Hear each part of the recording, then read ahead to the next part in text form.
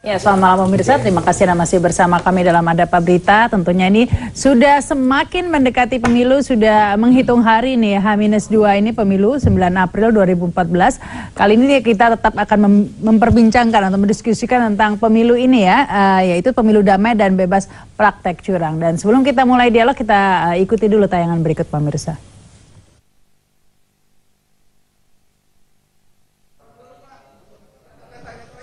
Satu lagi tuh betul. Oke. Ya.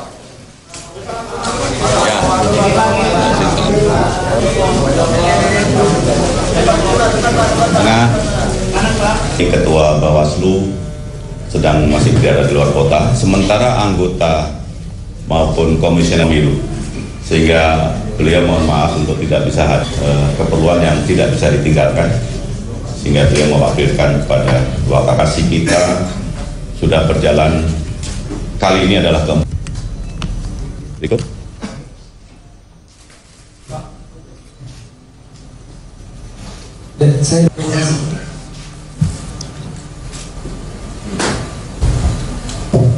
Baik, terima kasih. Untuk daerah-daerah Aktor Politik Hukum dan Keamanan Joko Suyanto berharap agar pemilu 2014 ini berlangsung damai ya, karena pemilu legislatif ini dapat berjalan sesuai semangat reformasi. Jika terjadi ketidakpuasan dengan hasil pemilu legislatif kali ini, Joko Suyanto berharap agar semua pihak dapat menempuh jalur hukum sesuai mekanisme. Joko Suyanto juga menghimbau kepada seluruh pemilih ya agar menggunakan hak pilihnya.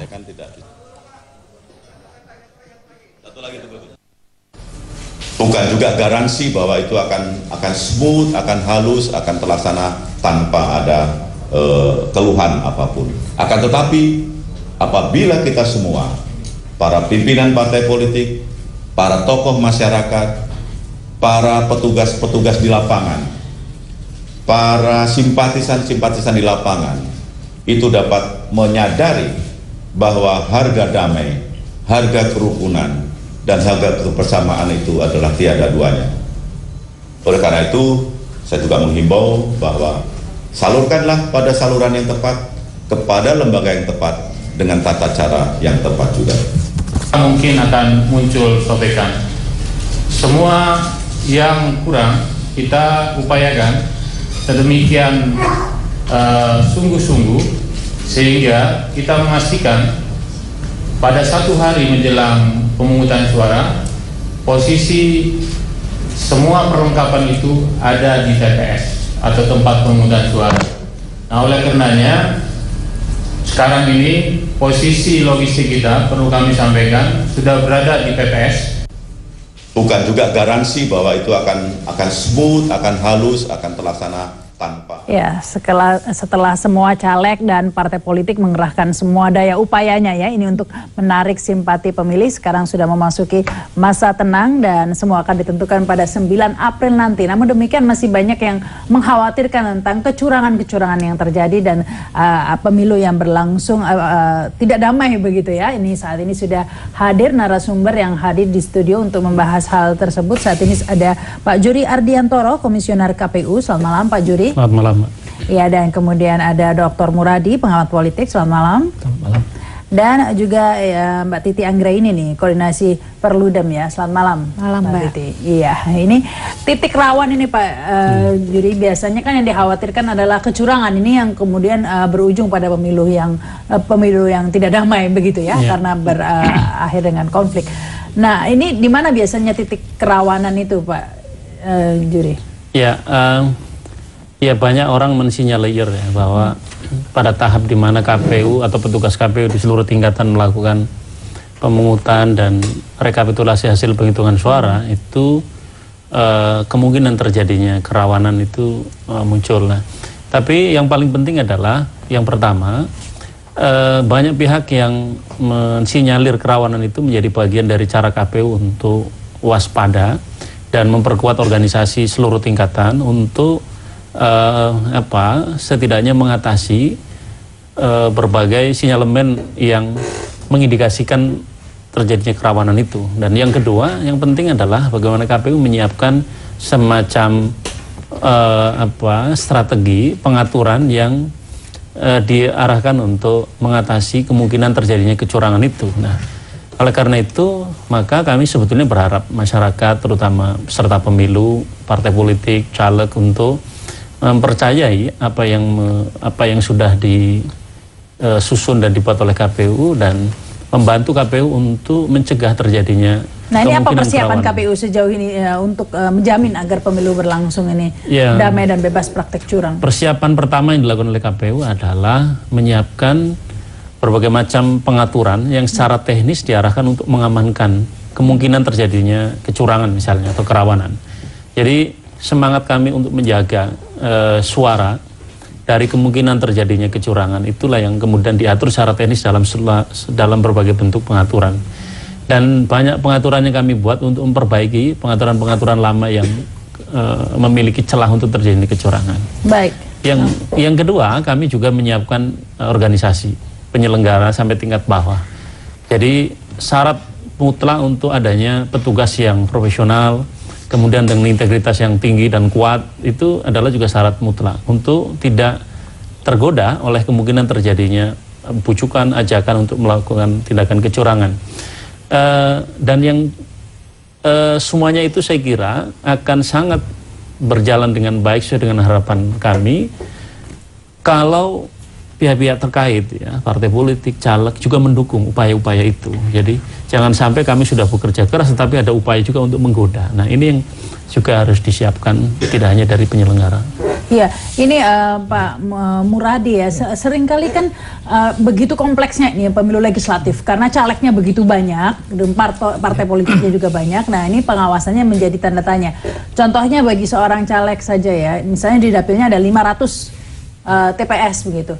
Saksi yang harus disiapkan berarti ada 500 begitu kan ya. Satu saksi 1 juta, udah 500 juta cuma untuk saksi saja. Nah, ini tentunya berat ini pengawasannya. Ya, kalau ngelihat dari 3 minggu terakhir ya, saya pikir memang problemnya bukan di publik, bukan di masyarakat, tapi di penyelenggara pemilu dan peserta pemilu. Jadi memang ini juga menjadi catatan penting karena beberapa sampai hari ini perdebatan apakah data pemilih itu juga selesai atau belum juga masih berlangsung ya. Yang kedua, ini berkaitan soal aktor keamanan. Aktor keamanan itu adalah mereka yang kemudian mengamankan. Bisa jadi kemudian kita ketika kita melihat 2 pemilu terakhir kan memang yang jadi masalah dari problem itu bukan di masyarakat. Karena masyarakat sekarang kalau ngelihat dari gairahnya kan dropping sekali dibanding 2004 maupun 2009. Itu yang kedua. Dan yang ketiga, ini berkaitan soal pengawasan tadi. Kalau pengawasan memang harusnya kan ada layer ya. Ada layer itu memang selain ada Bawaslu, Panwas, kemudian juga ada peserta pemilu. Nah, tapi itu juga ada publik, ada masyarakat. Nah, yang masyarakat ini kemudian kelihatan tidak terlalu punya akselerasi yang luar biasa, sehingga kemudian kalaupun kemudian misalnya terjadi kecurangan itu bukan di mereka sebenarnya, karena akselerasi itu tidak kelihatan. Tapi mungkin di penyelenggara pemilu tadi Mas Arti juga bilang bahwa ada problem di mana kemudian KPU, Bawaslu kemudian kesulitan mengidentifikasi problem yang ada di masyarakat. Nah, yang ketiga ini menyangkut soal buat saya adalah menyangkut soal bagaimana kemudian publik juga terlibat. Sampai hari ini gairah itu nggak ada. Sampai hari ini kemudian publik juga salah satu misalnya indikatornya adalah di dapil luar negeri ya. Kemudian drop sekali, berbeda sekali dengan 2009 bukan 2004. Jadi 3 hal ini menjadi penting untuk kemudian catatan penting paling tidak untuk buat tanggal 9 April bahwa ada problem. Nah, problem ini apakah kemudian tetap berada di lingkaran elit tadi atau kemudian mengajak publik. Saya sih berharap katakanlah misalnya gini, aktor keamanan, kemudian juga penyelenggara pemilu menahan diri untuk kemudian memastikan bahwa pemilu 2014 ini sebagai capaian terakhir capaian titik dari transisi demokrasi kita. Jadi kita tuntas sebagai negara demokrasi. Tidak lagi transisi tapi juga menjadi demokrasi bisa sejajar dengan India, dengan Amerika Serikat seperti itu. Iya, baik. Sebelum ke Mbak Titi ini kita harus break dulu nih ya pemirsa. Ada Apa Berita akan kembali setelah pesan-pesan berikut ini. Anda kembali bersama kami dalam Ada Apa Berita. Kita lanjutkan dialog ini, saya ke Mbak Titi ini ya. Kalau Anda lihat bagaimana penyelenggara pemilu yang damai dan bebas praktek curang 2014 ini? Ya, kalau praktek curang itu dari pemilu ke pemilu sebenarnya kita sudah tahu ya, bahkan dari 2004, 2009 beberapa modus itu sudah sudah mulai bisa kita tangkap, misalnya dari politik uang, kemudian juga manipulasi suara yang melibatkan peserta maupun oknum penyelenggara itu juga sudah bisa kita identifikasi. Nah, tadi bicara soal bagaimana peran dan partisipasi masyarakat sipil. Hari ini sejumlah masyarakat sipil antara lain Jaringan Pendidikan Pemilih untuk Rakyat, Indonesia Corruption Watch, Perludem, LBH Jakarta, dan juga beberapa teman dari Aliansi Jurnalis, kita mendeklarasikan diri bahwa kita akan melakukan pemantauan pada hari pemungutan suara.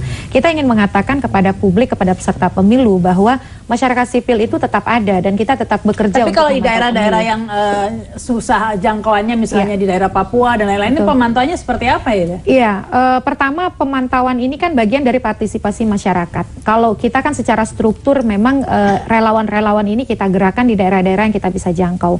Tapi di daerah-daerah remote area atau daerah pedalaman, kita lebih kepada bagaimana menghimbau masyarakat untuk ikut mengawasi dan memantau. Tapi mestinya pengawas pemilu struktur dan instrumen yang diberikan oleh negara dan dibiayai oleh negara kan tetap ada. Nah, di sini yang jadi tantangan gitu. Kalau mereka secara struktur, secara sumber daya difasilitasi oleh negara dan tidak mengawasi, itu jadi persoalan. Kasus-kasus ketika masa tenang, kemudian kampanye, beberapa kasus politik uang yang bisa ditemukan oleh pemantau, tapi pengawas pemilunya nyaris tidak terdengar, itu juga jadi catatan tersendiri bagi kita di masyarakat sipil.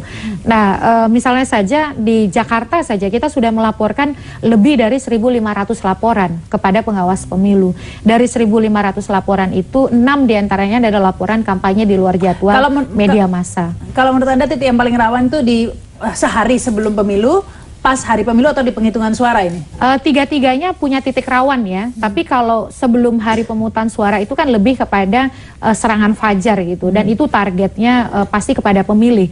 Nah, hari pemungutan suara itu juga demikian gitu ya, bisa jadi mobilisasi massa. Ini DPKTB kalau tidak diwaspadai juga akan menjadi kesulitan sendiri bagi penyelenggara, terutama terkait dengan ketersediaan logistik yang juga identifikasi apakah dia memang betul belum menggunakan suaranya atau tidak, walaupun bisa menggunakan identifikasi tinta gitu. Nah, yang paling menurut saya rawan adalah ketika proses rekapitulasi suara. Karena mengapa di sana kan suara berkumpul ya, dan tidak hanya 1 atau 2 suara gitu. Bagaimana suara direkap dalam jumlah tertentu, dan kemudian kalau ada aktor-aktor yang bermain curang dan ini melibatkan penyelenggara pemilu sebagai subjek yang rentan, ini kan bisa mengubah hasil. Kalau misalnya politik uang itu bisa bekerja, bisa tidak. Kalau pemilihnya tidak mau memilih kan dia tidak akan berjalan. Tapi kalau ada transaksi suara, nah ini kan bisa mengubah ini yang paling hasil. krusial itu sebenarnya Pak Juri, jika kemudian orang istilahnya mengebom di terakhirnya gitu, nggak repot-repot kampanye, nggak apa-apa, nanti aja main dengan oknum yang di ini KPU begitu. Kalau kita baca ya peraturan KPU tentang pemungutan suara, penghitungan suara, rekapitulasi hasil penghitungan suara yang sekarang dibuat oleh KPU, rasanya menurut pengalaman saya sulit sekali orang untuk melakukan transaksi seperti itu, karena ada banyak tangga, ada banyak alat yang bisa dijadikan untuk mengkonfirmasi dan alat untuk mengkoreksi kalau terjadi kesalahan, kalau terjadi manipulasi suara.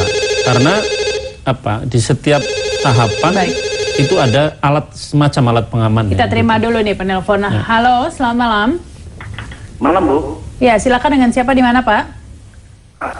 Halo. Ya, langsung dengan Bapak siapa di mana? Pak Freddy di Jakarta. Langsung Pak Freddy. Ya, Bu Rahma, selamat malam. Ya, selamat malam. Silakan, Pak. Dari Freddy. Ya. Ya, Pak Freddy, silakan. Saya ingin bicara dengan Ibu ya, Ibu apa itu ya? Ibu Titi. Ya, Ibu. Gini, Bu, saya ingin menyampaikan aja. Iya, Pak. Sampai sekarang saya belum dapat surat panggilan ya. Jadi saya ini untuk tanggal 9-nya kelanjutannya gimana tuh kalau saya ingin menyolok gitu, Bu. Baik, terima kasih nih Pak Freddy. Ini bisa langsung mungkin dikomentar. Ya, sebenarnya Pak Juri lebih tepat ya sebagai komisioner kalau belum dapat surat undangan. Kebetulan saya juga sudah nih Pak Juri nih. Memang seperti itu, banyak saya sendiri belum dapat ini Pak Juri. Sebenarnya bagaimana sih, ini kan yang paling penting seperti itu. Ya, memang di dalam pemilu itu ada salah satu instrumen yang disebut dengan surat pemberitahuan. Jadi bukan surat undangan ya. Jadi surat pemberitahuan yang disebut dengan formulir C6. Tapi surat pemberitahuan ini sekali lagi kami ingin mengatakan bukan merupakan syarat orang untuk bisa memilih. Dia hanya sekedar alat bantu untuk memberitahu kepada pemilih bahwa Bapak Ibu ini akan milih hari Rabu tanggal 9 di TPS ini yang beralamat di ini jam sekian. Nah, itu yang pertama. Yang kedua, oleh karena formulir ini bukanlah syarat atau bukanlah alat yang menjadikan syarat seseorang untuk menggunakan hak pilih, maka tidak boleh orang tidak memilih hanya karena tidak diberitahu. Jadi apa yang harus dilakukan nih jika tidak menerima Jadi surat pemberitahuan? memang sebaiknya ada semacam inisiatif untuk datang ke petugas terdekat KPPS. Kalau tidak KPPS biasanya pengurus RT RW yang sebagian dari mereka adalah juga petugas KPPS, kelompok penyelenggara pemungutan suara. Ditanyakan apakah nama saya terdaftar atau tidak. Kalau terdaftar, maka dia bisa langsung datang ke TPS pada hari Rabu besok tanpa perlu membawa ke TPS mana begitu kan? Ya TPS di mana ia terdaftar. TPS di mana terdaftar, dan biasanya pengurus RT RW atau KPPS di situ mengetahui, atau paling tinggi di kelurahan atau desa. Nah, tapi toh misalnya kalaupun dia tidak terdaftar di situ dan memang nyatanya dia tidak terdaftar kelewat pada proses pendaftaran kemarin, maka Pak Freddy ini masih tetap bisa menggunakan hak pilihnya dengan masuk dalam kategori daftar khusus pemilih tambahan DPKTB. Cukup membawa KTP, datang ke TPS dan bisa menggunakan hak pilihnya, walaupun hanya bisa menggunakan hak pilih pada 1 jam terakhir sebelum TPS ditutup. Jadi tetap bisa dilayani sebagai pemilih dengan membawa KTP Jakarta. Baik. Walaupun tidak terdaftar. Kita harus break dulu. Kita lanjutkan lagi nanti pemirsa, kami segera kembali setelah pesan-pesan berikut ini. Puluhan warga RW 19 Kampung Beting, Koja, Jakarta Utara mendatangi balai warga guna memprotes belum terdaftarnya mereka dalam daftar pemilih tetap untuk pemilu 9 April mendatang. Dari 1.600 warga, sebanyak 200 warga diantaranya belum terdaftar dalam daftar pemilih tetap. Warga mengaku telah memenuhi prosedur sebagai pemilih dari daftar pemilih sementara. Mereka mengaku pada Pilkada DKI Jakarta September 2012 lalu bisa menggunakan hak suaranya, namun di pemilu kali ini tidak dapat. Ada sejumlah 200 warga di RW 019 yang terdiri dari 12 RT. Terdapat 4 TPS di TPS 128, 129, 130, 131 itu tidak terdaftar dalam daftar pemilih tetap. Ada 200-an orang. 200-an orang. Jumlah total di Kampung Beting ini ada berapa warga Bang yang DPT Bang? DPT sekitar 1.400-an ya. Warga rencananya akan mendesak KPUD Jakarta Utara untuk segera menyelesaikan masalah 200 warga yang belum terdaftar sebagai DPT. Pemilu 9 April beberapa hari lagi merupakan hak setiap warga negara untuk berpartisipasi dalam pesta demokrasi 5 tahunan sekali ini. Satu suara akan menentukan nasib bangsa selama 5 tahun ke depan. Khairul Insan, JAK TV. Ya, ini Pak Muradi, masalah DPT seringkali masalah yang berlarut-larut setiap kali pemilu ini. Nanti ada yang udah meninggal diundang lah, yang kayak seperti itu. Kalau menurut pantauan Anda? Iya, dari awal saya meyakini bahwa problem nanti kalau terjadi misalnya, ini jangan sampai ya terjadi ada masalah itu bukan di publik sebenarnya. Publik yang tadi itu sebenarnya lebih nggak terlalu banyak. Justru kemudian yang terjadi adalah memang manajerial atau manajemen dari penyelenggara pemilu, termasuk misalnya peran Bawaslu itu sendiri. KPU secara prinsipil sudah relatif baik, tapi kemudian ada yang tercecer. Dan tercecer ini kan kalau kemudian ada warga yang kemudian inisiatif itu baik, tapi kemudian ada yang kemudian sama sekali tidak terlalu peduli. Ya sudahlah, tunggu dikasih undangan atau dikasih pemberitahuan syukur, enggak ya sudah. Nah kalau kondisi seperti ini kan dua risikonya. Pertama apatisme, yang kedua adalah pragmatisme. Saya memang cenderung kemudian dua ini yang menjadi masalah buat pemilu 2014 ini. Pragmatisme itu kan membangun satu fondasi politik uang, kemudian apatisme golput, kan dua itu. Saya dari ini kemudian tergantung dari penyelenggara pemilu, apakah kemudian Bawaslu, KPU kemudian punya stimulasi yang baik, misalnya penjelasan bagaimana kemudian mereka bisa mendapatkan hak-hak politiknya. Yang pertama itu, yang kedua saya meyakini bahwa proses ini akan berjalan dengan baik ya, selama kemudian katakanlah misalnya partai politik dan kemudian penyelenggara pemilu bisa seirama. Katakan misalnya hari ini kita diskusi panjang lebar bagaimana kemudian pembersihan dari alat peraga kampanye. Itu kan seolah-olah kemudian partai politik melepas tangan bahwa ini adalah pekerjaan dari Bawaslu dan kemudian juga Pemda setempat. Itu kan juga bagian dari aroma yang kurang baik kalau kemudian tidak direspon secara efektif oleh KPU maupun Bawaslu secara dia masa tanggal 2004 2009 sama kasusnya. Seolah-olah itu adalah kerjaannya Pemda, kerjaannya Satpol PP yang kemudian membangun satu gap antara penyelenggara pemilu dengan ditambahkan oleh Pak Juri terkait hal tersebut ini, terutama selain masalah tadi itu juga masalah DPT tadi ini ya.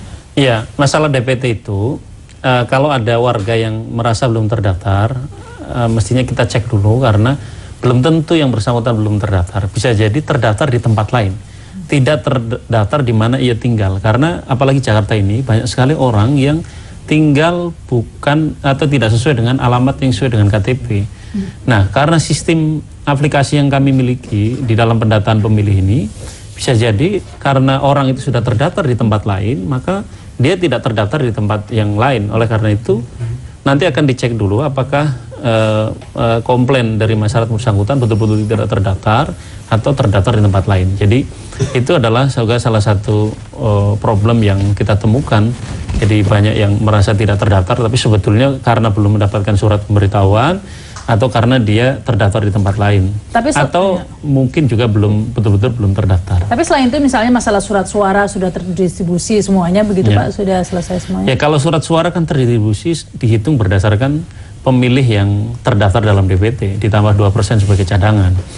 Dan itu sudah terdistribusi semua hari ini sampai tingkat kelurahan desa dan besok sampai tingkat TPS, bahkan ada juga demi keamanan sampai ke TPS-nya pada hari subuh atau pagi, terutama di kota-kota besar yang jangkauan dari kelurahan ke TPS itu tidak terlalu jauh. Jadi secara umum kami ingin mengatakan bahwa persiapan pemilu sampai hari ini masih dalam kontrol kami dan walaupun ada halangan di sana sini, hambatan atau masalah di sana sini, tapi relatif masih bisa dihandle dan mudah-mudahan tanggal 9 hari Rabu itu semuanya sudah siap dan bekerja sesuai dengan apa yang ini sudah dilakukan ini ya Mbak Titi, sudah berbagai upaya ini untuk meminimalisir ya, mulai dari pengirim distribusi surat semua. Tapi Anda sependapat tadi menurut Pak Juri tadi sebenarnya kecurangan tadi dikatakan ya bukan dari publik sebenarnya, yang rawannya adalah dari penyelenggaranya sendiri. Anda sependapat bahwa dengan berbagai peraturan perundangan saat ini bahwa sulit bagi KPU untuk melakukan rekayasa suara, transaksi suara seperti yang Anda ungkap tadi? Iya, semuanya sepenuhnya bergantung kepada peserta pemilunya juga ya, karena misalnya untuk mengantisipasi manipulasi formulir penghitungan suara di TPS atau kita kenal dengan formulir C1, sekarang KPU sudah menyediakan hologram.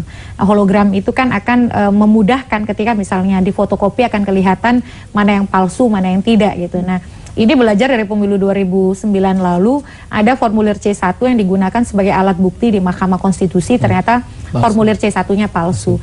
Dalam konteks itu iya, tapi kemudian ketika misalnya peserta pemilu tidak punya komitmen terhadap pemilu yang bersih dan kemudian melakukan semacam kompromi di antara mereka untuk memanipulasi suara dengan kemudian ini kan penyelenggara pemilu tingkat bawah kan terbuka ya. Oh iya, tetap masih terbuka karena bagaimana juga yang namanya kalau orang mau curang itu pasti bisa berbuat curang gitu kan. Ikhtiar KPU ini kan untuk melimitasi. Justru itu yang paling krusial sebenarnya ya Pak Juri ya. Karena itu paling mudah dan tidak paling sukar terdeteksi gitu, karena hanya terjadi di elit ya, tidak seperti money politik yang bisa terlihat umum. Iya, jadi betul Mbak Titi tadi bilang kami sudah membuat banyak pengaman, salah satunya dengan formulir yang dilengkapi dengan hologram. Kemudian kami juga mengirim satu eksemplar formulir langsung ke KPU Kabupaten Kota untuk diamankan. Sekaligus juga dikirim melalui portal ke KPU Pusat dalam bentuk gambar, di-scan dalam bentuk gambar. Jadi ini adalah dokumen otentik yang kalau terjadi perselisihan dalam perjalanan suara dari mulai TPS langsung ke atas dan terjadi perselisihan di situ, maka bisa dikonfirmasi dari database yang kita miliki. Jadi dan kemudian setiap tingkat di mana kami melakukan pleno rekapitulasi dapat mengkoreksi kalau terjadi kesalahan di bawah. Kesalahan itu kan bisa dilakukan secara sengaja, transaksi, manipulasi dan lain-lain, bisa juga karena kesalahan teknis biasa, salah nulis dan lain-lain. Tetapi kewenangan setiap tingkatan itu bisa melakukan koreksi. Kemudian di kelurahan atau desa sekarang wajib untuk membuka formulir C1 Plano. Jadi formulir yang besar yang itu bisa difoto, bisa disaksikan orang, sehingga kalau ada kesalahan dalam penulisan di formulir C1 itu bisa langsung dikoreksi. Kalau dulu tidak dibuka, kecuali ada protes dan lain-lain.